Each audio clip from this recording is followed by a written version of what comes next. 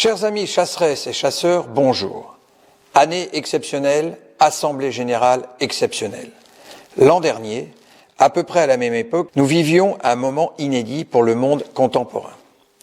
Une pandémie qui nous obligeait à nous confiner, faute de pouvoir y faire face, et ce malgré les avancées de la médecine moderne. Un an plus tard, nous voilà à peu près au même point.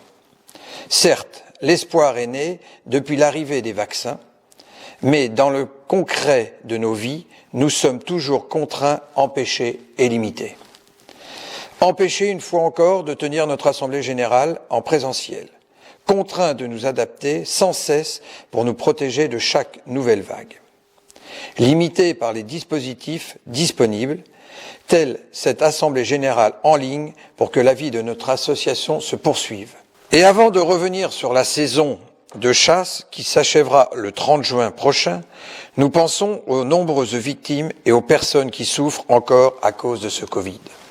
Alors que la chasse était malmenée avec un projet de référendum d'initiative partagée sur le bien-être animal, pointant certaines pratiques de la chasse, dans le même temps, nos compatriotes ont découvert cette année que la chasse constitue une mission d'intérêt général.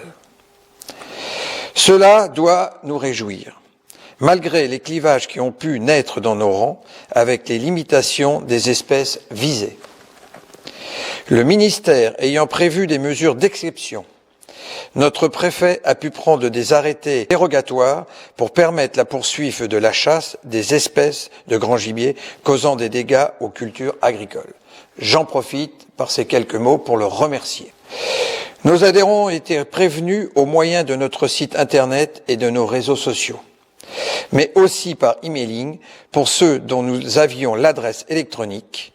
Nous encourageons d'ailleurs ceux d'entre vous qui n'ont pas encore transmis leur courriel, surtout de le faire le plus rapidement possible. Merci. Car les outils numériques prennent de plus en plus de place dans notre gestion. Les collaborateurs de la Fédération ont su s'adapter au confinement et aux restrictions d'accueil du public pour maintenir un service de qualité en dépit du contexte. Nous les en remercions car les multiples décisions prises par notre gouvernement ont exigé des aménagements parfois très lourds. La loi numéro 2019-773 du 24 juillet 2019 portant création sur l'Office français de la biodiversité, modifiant les missions des fédérations des chasseurs et renforçant la police de l'environnement, a transféré aux fédérations départementales des chasseurs la gestion des plans de chasse, la gestion des ACCA et la chasse accompagnée. Cela a nécessité la définition de nouveaux processus internes et la création des documents spécifiques. C'est avec satisfaction que nous avons tenu des délais pourtant très serrés. Nous avons mis en ligne sur notre site internet le répertoire des actes officiels qui permet de suivre les notifications des plans de chasse, les décisions relatives aux ACCA et la liste des personnes formées dans le cadre de la chasse accompagnée. Comme vous le savez, l'éco-contribution a été instituée avec la réforme de la chasse. Ce dispositif nous permet de bénéficier de fonds pour mener des actions en faveur de la biodiversité.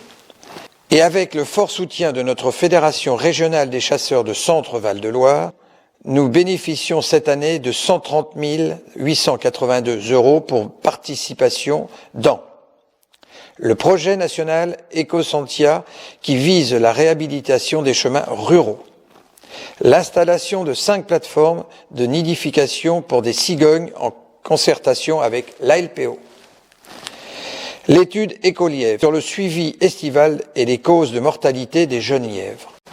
Le projet d'Ina Grobio sur les bonnes pratiques et les aménagements favorables à la biodiversité, sans oublier l'amélioration de la capacité d'accueil des étangs de Sologne.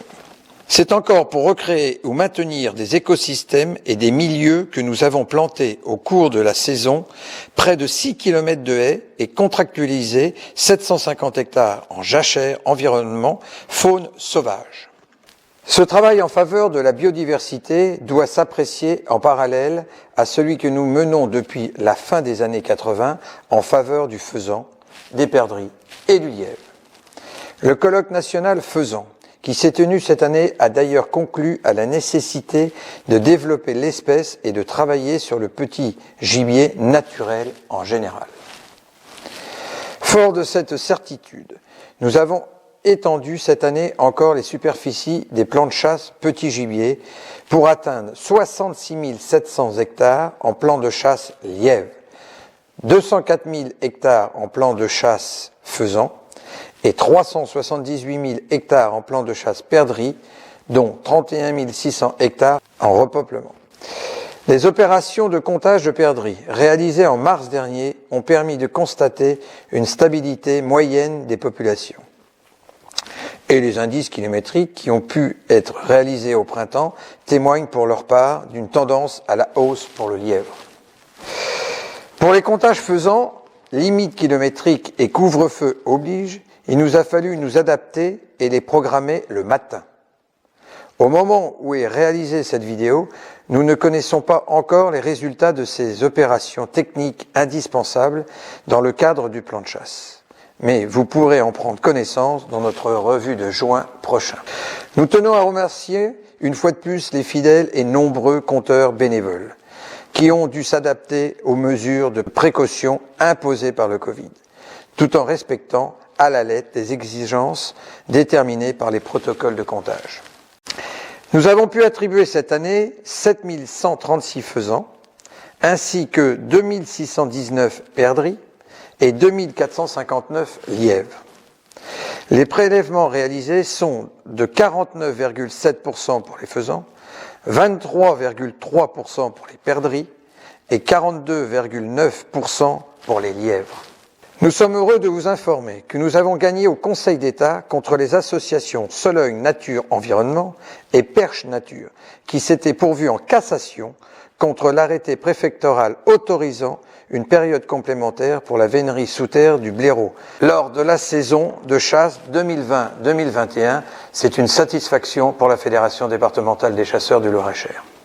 Nous attendons maintenant que le préfet prenne un arrêté autorisant la période complémentaire pour la vénerie sous terre du blaireau au titre de la saison de chasse 2021-2022. J'ai eu l'occasion d'en parler avec lui, je compte sur lui.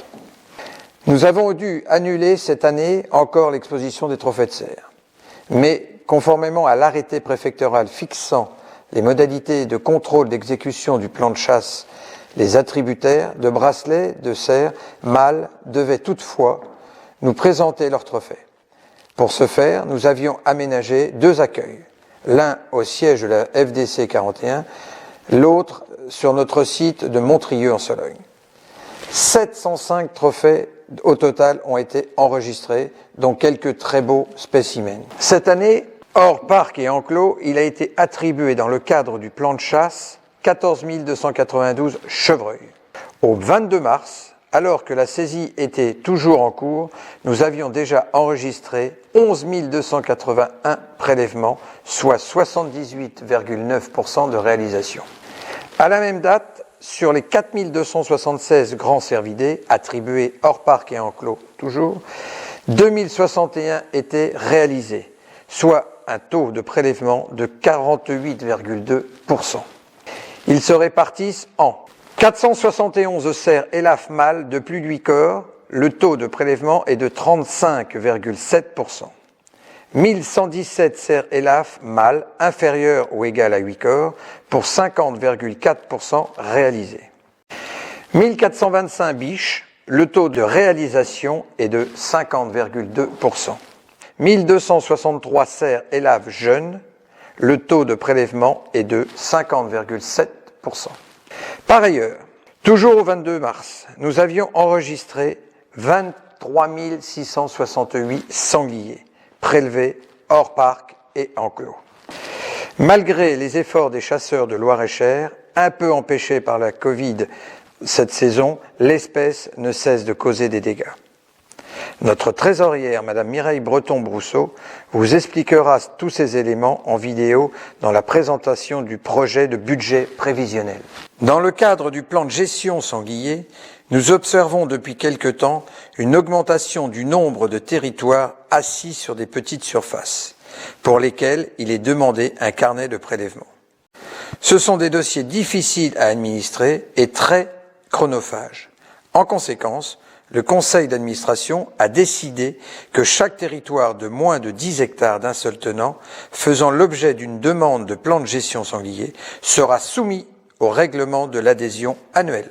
D'autre part, il a été décidé que ces territoires seront également assujettis, comme les autres, à la participation financière des territoires aux dégâts de sanglier.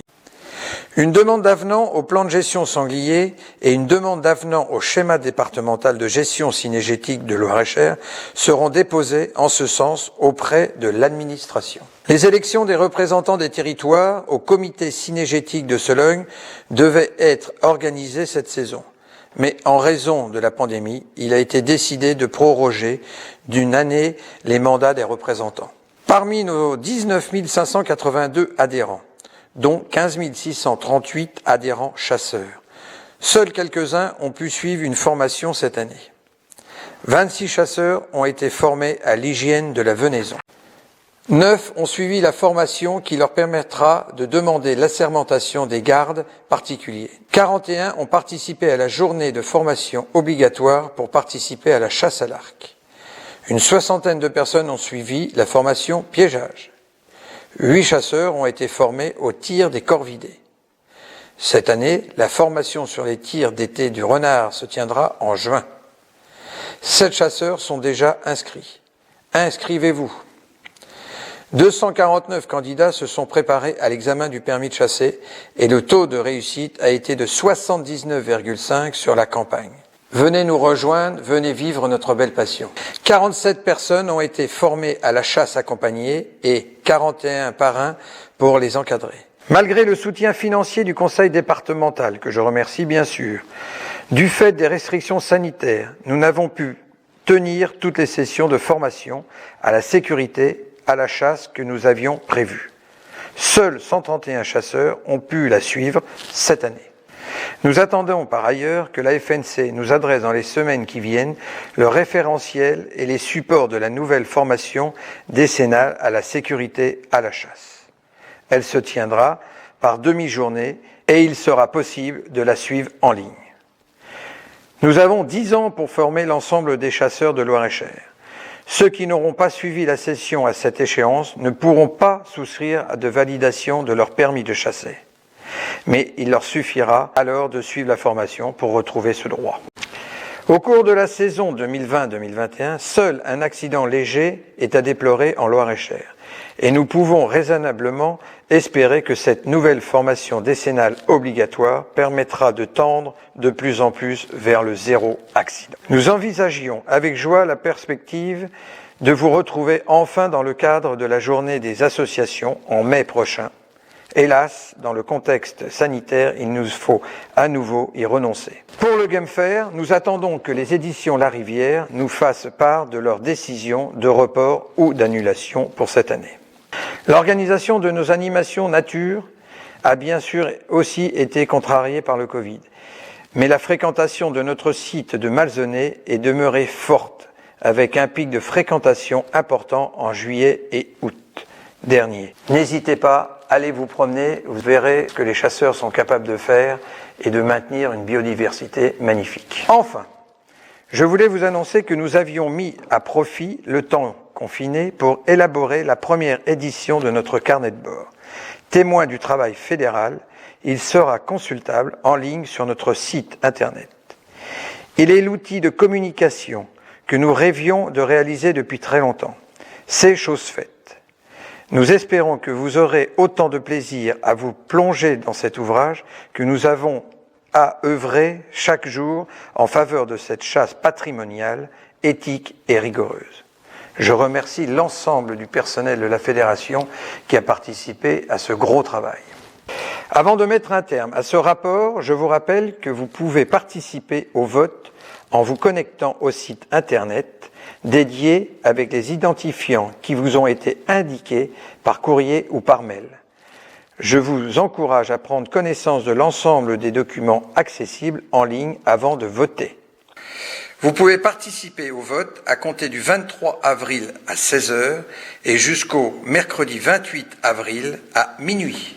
Restons vigilants et gageons que l'an prochain, vaccinés contre le Covid, nous retrouvions sereinement nos pratiques de la chasse et que nous partageons à nouveau les moments conviviaux qui nous ont tant manqué cette saison. N'oubliez pas, la chasse fait partie de notre histoire et je reste persuadé qu'elle fera partie de notre avenir écologique. Vive la chasse!